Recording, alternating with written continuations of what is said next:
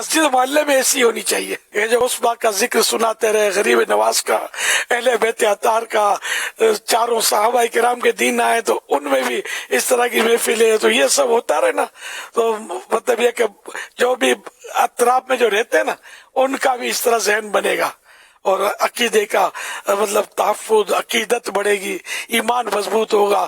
اور ذرا برکتیں ہی برکتیں اس میں. گاؤں گلی میں بتائی مسجد کے پاس 6 مہینے کی عمر سے یہ سنا تھا گھر میں، جب سے آنکھ کھولی میں نے مسجد دیکھی تھی.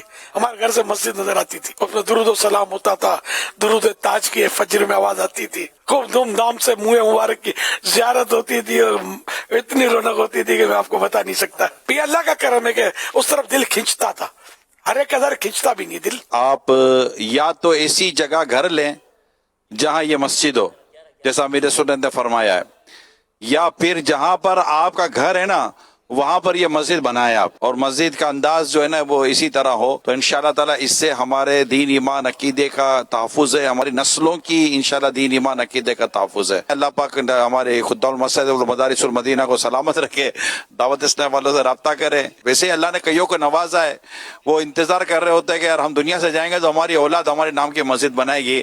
تو بھیا آپ ابھی تو آپ ہیں، پیسہ آپ کے پاس ہے، دولت آپ کے پاس ہے، اب آپ چاہتے ہیں کہ ہماری اولاد ہم جو ورثہ ملے اس میں سے مسجد بنائے، تو بھائی اس وقت آپ مسجد بنا سکتے ہیں، مسجد میں حصہ ملا سکتے ہیں. تو اللہ کا نام لے کر آگے بڑھے، پیارے حبیب کے صدقے میں کرم ہو جائے گا، اور انشاءاللہ مرتے دم تک، قیامت تک اللہ نے چاہا تو ثواب ہی ثواب ہوگا.